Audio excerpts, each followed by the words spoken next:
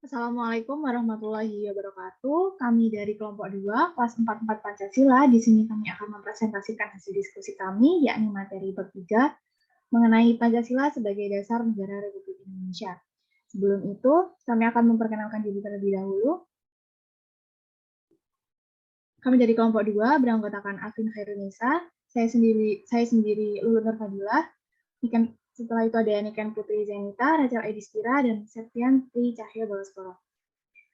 Untuk materi subbab pertama, mengenai konsep negara akan dijelaskan oleh teman kami Afin. Untuk Afin, dipersilakan. Terima kasih moderator atas waktunya. Oke, saya akan menjelaskan tentang konsep negara. Negara adalah suatu organisasi dalam suatu wilayah yang memiliki kekuasaan tertinggi yang sah dan ditaati oleh rakyat. Negara menurut para ahli. Yang pertama ada Roger Hasseltau. Negara adalah agen atau agensi atau kewenangan atau authority yang mengatur atau mengendalikan persoalan-persoalan bersama atas nama rakyat. Yang kedua ada Robert M. McFord. Negara adalah asosiasi yang menyelenggarakan penertiban di dalam suatu masyarakat dalam suatu wilayah dengan berdasarkan sistem hukum yang diselenggarakan oleh suatu pemerintah yang untuk maksud tersebut diberi kekuasaan memaksa. Yang ketiga ada Max Weber. Negara adalah suatu masyarakat yang mempunyai monopoli dalam penggunaan kekerasan fisik secara sah dalam suatu wilayah. Jadi, sebagai definisi umum dapat dikatakan bahwa negara adalah suatu daerah teritorial yang rakyatnya diperintah oleh sejumlah pejabat dan yang berhasil menuntut dari warga negaranya ketaatan pada peraturan perundang-undangan melalui penguasa terhadap kekuasaan yang sah. Nah, negara itu memiliki unsur-unsur. Yang pertama yaitu memiliki wilayah. Untuk mendirikan suatu negara dengan kedaulatan penuh diperlukan wilayah yang terdiri atas darat, laut, dan udara sebagai satu kesatuan. Untuk wilayah yang jauh dari laut tidak memerlukan wilayah lautan. Di wilayah negara itulah rakyat akan menjalin kehidupannya sebagai warga negara dan pemerintah akan melaksanakan fungsinya. Kedua, memiliki rakyat. Diperlukan adanya kelompok orang-orang yang tinggal di negara tersebut dan dipersatukan oleh suatu perasaan tanpa adanya orang sebagai rakyat pada suatu negara, maka pemerintahan tidak akan berjalan. Rakyat juga berfungsi sebagai sumber daya manusia untuk menjalankan aktivitas kehidupan sehari-hari. Yang ketiga ada pemerintahan yang berdaulat. Pemerintahan yang baik terdiri atas susunan penyelenggaraan negara seperti lembaga yudikatif, legislatif, dan eksekutif untuk menyelenggarakan kegiatan pemerintah yang berkedaulat. Yang keempat, pengakuan dari negara lain. Untuk dapat disebut sebagai negara yang sah, membutuhkan pengakuan negara lain baik secara de facto maupun de jure. Sekelompok orang bisa saja mengakui suatu wilayah yang terdiri atas orang-orang dengan sistem pemerintahan, namun tidak akan disetujui dunia internasional jika didirikan di atas negara yang sudah ada. Sifat-sifat negara. Negara mempunyai sifat khusus yang merupakan perwujudan dari kedaulatan yang dimilikinya. Berikut adalah sifat-sifat negara. 1. Sifatnya memaksa agar peraturan perundang-undangan ditaati dan dengan demikian terjadi sebuah penertiban. Yang kedua, sifat monopoli. Negara mempunyai tujuan dalam menetapkan tujuan bersama dari masyarakat. Yang ketiga, sifat mencakup semua, all-encompassing, all-embracing. Semua peraturan perundang-undangan berlaku untuk semua tanpa terkecuali. Yang kedua ada konsep tujuan negara. Tujuan negara menurut para ahli, menurut Roger Hasseltau, tujuan negara adalah memungkinkan rakyatnya berkembang serta menyelenggarakan daya cipta sebebas mungkin. Yang kedua, menurut Harold L. Lasky, menciptakan keadaan di mana rakyat dapat mencapai keinginan-keinginan mereka secara maksimal. Dino Polo mengungkapkan tujuan negara adalah sebagai berikut. 1. Kekuatan, kekuasaan, dan kebesaran atau keagungan. Kedua, kepastian hidup, keamanan, dan ketertiban. Ketiga, kemerdekaan. Keempat, keadilan. Kelima, kesejahteraan dan kebahagiaan hidup. Tujuan negara Indonesia. Indonesia merupakan negara hukum yang mengatur warga negara dalam melaksanakan hak dan kewajibannya. Hal seperti ini yang tercantum dalam UUD 1945 pasal 1 ayat 3. Adapun tujuan negara Indonesia dalam pembukaan UUD 45 pada alinea keempat menyatakan sebagai berikut. Yang pertama, melindungi segenap bangsa Indonesia dan seluruh tumpah darah Indonesia. Tujuan pertama ini dilakukan sebagai upaya untuk mempersatukan seluruh bangsa Indonesia yang heterogen atau beraneka ragam. Artinya, berusaha mempersatukan bangsa sehingga dapat mengatasi adanya perbedaan suku, agama, dan ras. Yang kedua, memajukan kesejahteraan umum, mengupayakan kesejahteraan bagi seluruh rakyat Indonesia, tidak hanya dari segi ekonomi, tetapi juga segi spiritual. Kesejahteraan ekonomi yang sesuai dengan ajaran agama pasti akan membawa keselamatan dan kebahagiaan dalam hidup di dunia serta akhirat. Kedua, mencerdaskan kehidupan bangsa. Rakyat Indonesia harus terus aktif dalam upaya mencerdaskan diri dengan sekolah. Bangsa Indonesia diharapkan mampu menjadi bangsa yang cerdas, mampu memahami teori kenegaraan, sehingga sadar akan kehidupan bernegara, memiliki kesadaran hukum yang tinggi, dan memahami bahwa kepentingan umum harus didahulukan terlebih dahulu daripada kepentingan pribadi. Keempat, ikut melaksanakan ketertiban dunia yang berdasarkan kemerdekaan, perdamaian abadi, dan keadilan sosial. Fungsi negara. Setiap negara, terlepas dari ideologinya, menyelesaikan beberapa minimum fungsi yang mutlak, yaitu satu, melaksanakan penertiban atau biasa disebut law and order. Dalam fungsi ini, pemerintah melakukan pengaturan pada kehidupan masyarakat untuk membangun lingkungan yang tertib dan damai. Fungsi negara yang satu ini juga bertujuan untuk mencegah terjadinya bentrokan atau pertikaian antar warganya. Jika hal ini tidak diatur dengan baik, maka segala macam masalah, meskipun itu merupakan masalah ringan atau sepele, bisa menjadi masalah yang besar.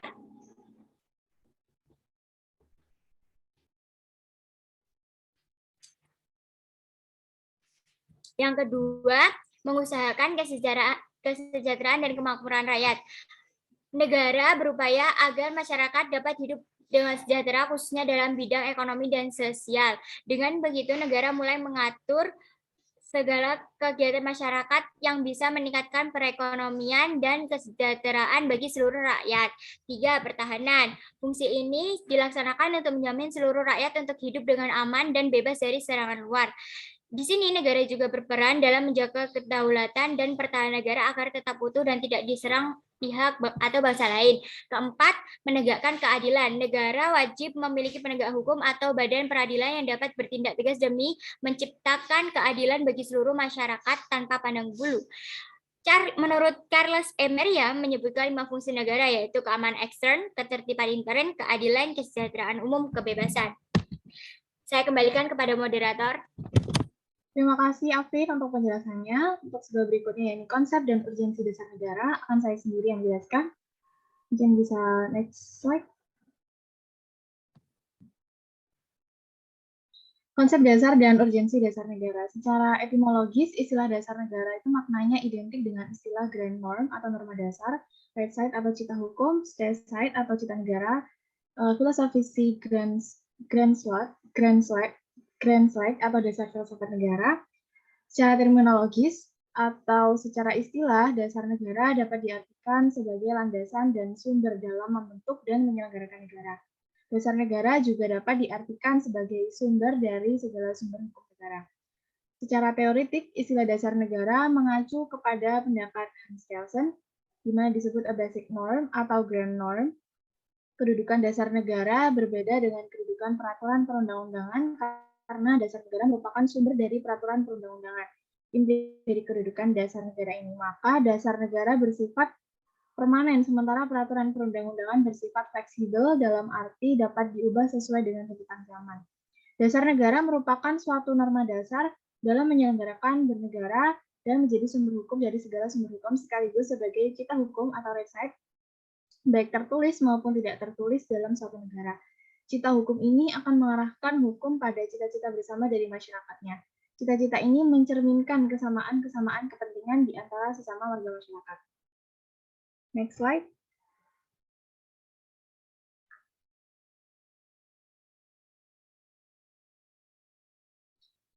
Kemudian subbab yang berikutnya, ini alasan perlunya kajian Pancasila sebagai dasar negara. Kajian Pancasila sebagai dasar negara, yakni Pancasila itu merupakan pandangan hidup atau kepribadian bangsa yang nilai-nilainya bersifat nasional yang mendasari kebudayaan bangsa, maka nilai-nilai tersebut merupakan perwujudan dari aspirasi atau cita-cita hidup bangsa. Dengan Pancasila, perpecahan bangsa Indonesia akan mudah dihindari karena pandangan Pancasila bertumpu pada pola hidup yang berdasarkan keseimbangan, keselarasan, dan keserasian. Sehingga perbedaan apapun yang ada dapat dibina menjadi suatu pola kehidupan yang dinamis, penuh dengan keanekaragaman yang berbeda dalam satu keseragaman yang kokoh. Dengan peraturan yang berlandaskan nilai-nilai Pancasila sebagai dasar negara menaungi dan memberikan gambaran yang jelas tentang peraturan tersebut berlaku untuk semua tanpa ada perlakuan diskriminatif bagi siapapun. Oleh karena itu, Pancasila memberikan arah tentang hukum harus menciptakan keadaan negara yang lebih baik dengan berlandaskan pada nilai-nilai ketuhanan, kemanusiaan, persatuan, kerakyatan, dan keadilan.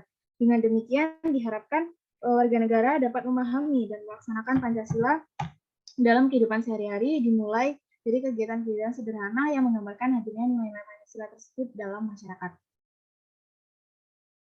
Untuk materi berikutnya, menggali sumber yuridis, historis, sosiologis, dan politis Pancasila sebagai dasar negara akan dijelaskan oleh Haja. Untuk Haja, dipersilakan. Terima kasih untuk moderator. Di sini saya akan menjelaskan tentang sumber yuridis, historis, sosiologis, dan politis Pancasila sebagai dasar negara. Yang pertama ada sumber yuridis. Secara yuridis ketatanegaraan, Pancasila merupakan dasar negara Republik Indonesia sebagaimana terdapat pada pembukaan Undang-Undang Dasar Negara Republik Indonesia tahun 1945, yang kelahirannya ditempa dalam proses kebangsaan Indonesia.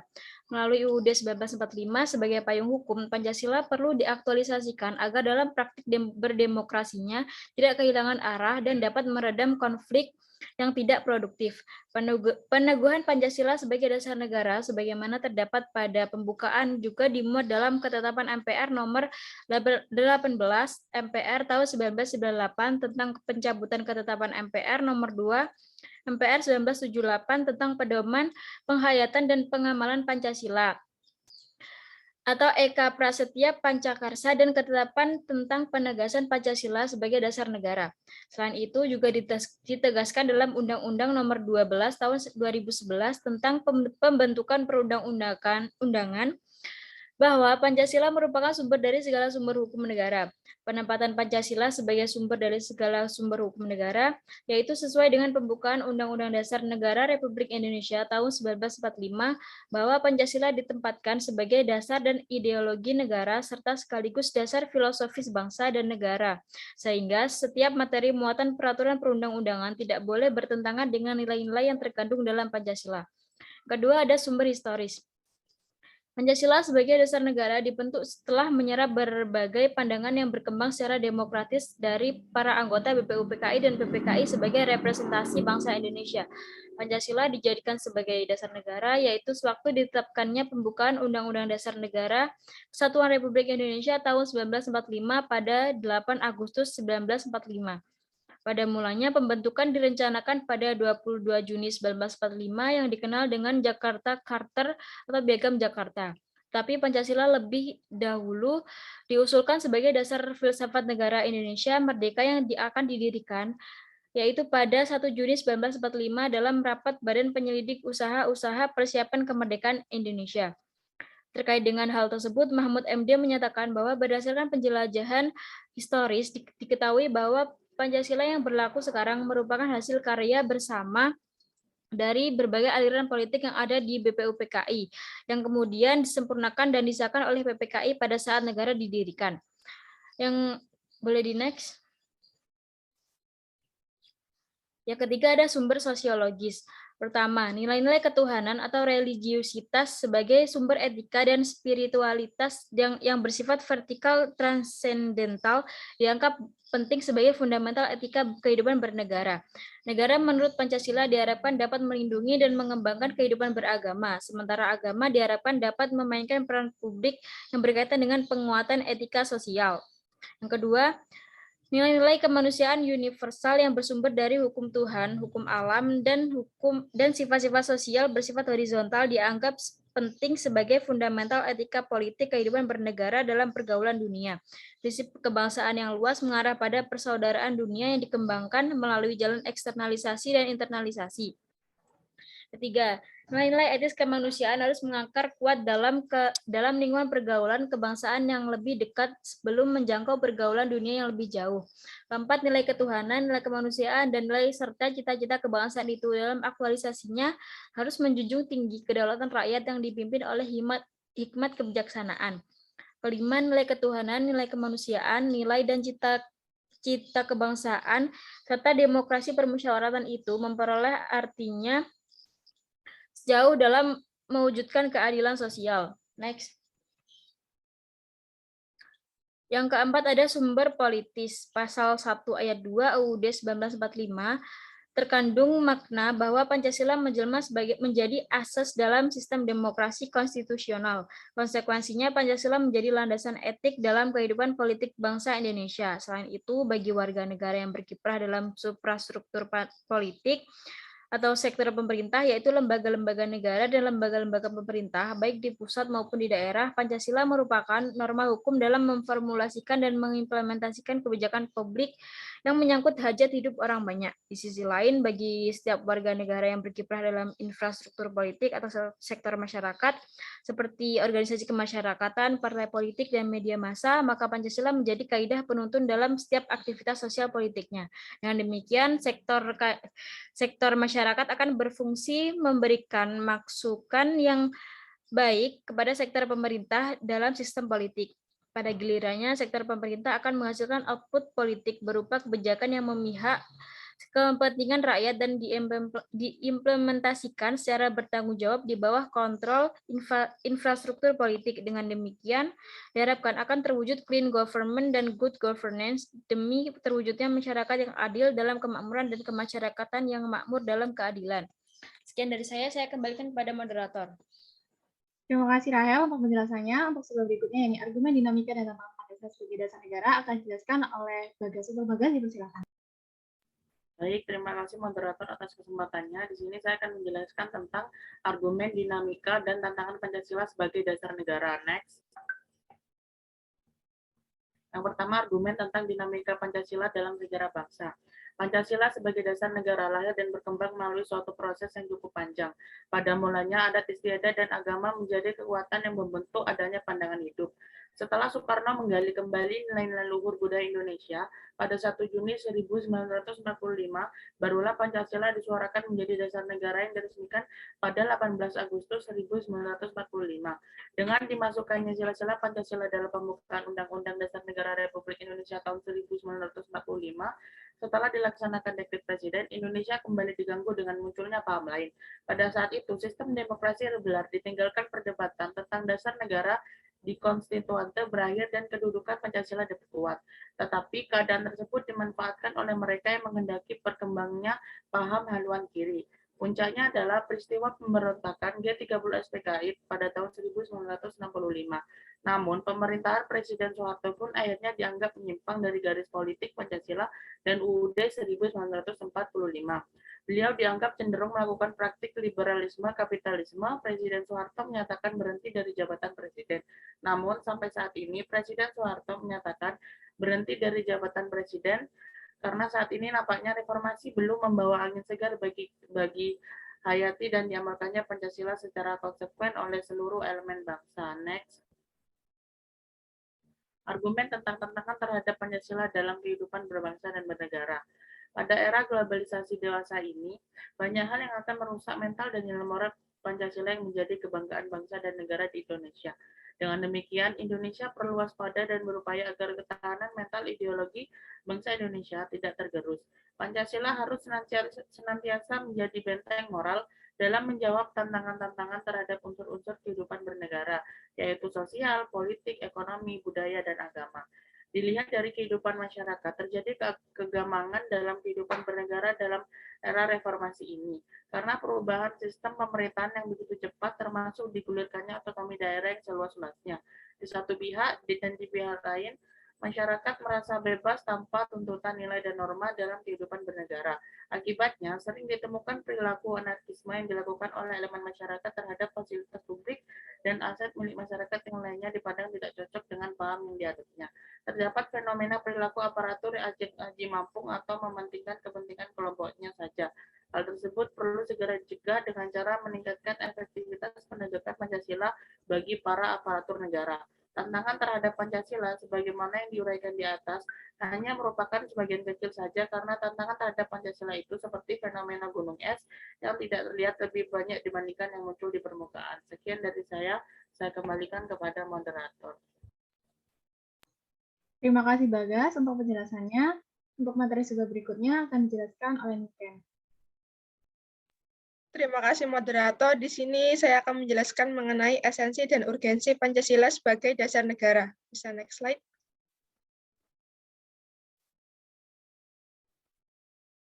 Esensi Pancasila sebagai dasar negara. Sebagaimana dipahami bahwa Pancasila secara legal formal telah diterima dan ditetapkan menjadi dasar negara dan ideologi negara Indonesia sejak tanggal 19 Agustus 1945. Penerimaan Pancasila sebagai dasar negara merupakan milik bersama serta memudahkan sesama stakeholder bangsa dalam membangun negara berdasarkan prinsip-prinsip konstitusional. Kedudukan Pancasila sebagai dasar negara dapat dirinci sebagai berikut. 1. Pancasila sebagai dasar negara merupakan sumber dari segala sumber ketertiban di Indonesia. Dengan demikian, Pancasila mewujudkan prinsip hukum Indonesia yang dalam pembukaan hukum negara Republik Indonesia selanjutnya diwujudkan menjadi 4 pokok pikiran. 2. Melkut suasana kebatinan atau Deslitan Hintegran dan Undang-Undang Dasar 1945. Yang ketiga, mewujudkan cita-cita manusia bagi dasar negara baik dalam hukum dasar tertulis maupun dasar hukum tidak tertulis. Yang keempat, mengandung norma yang mengharuskan undang-undang dasar yang mewajibkan pemerintah sebagai penyelenggara termasuk partai dan golongan fungsional berpegang teguh pada cita-cita moral orang-orang yang lahir. Sekian dari saya kembalikan ke moderator. Terima kasih untuk teman-teman semua, Niken dan teman-teman semua untuk atas penjelasannya. Mungkin itu saja yang bisa kami sampaikan, kurang dan lebihnya mohon dimaafkan. Terima kasih, kami pamit. Wassalamualaikum warahmatullahi wabarakatuh.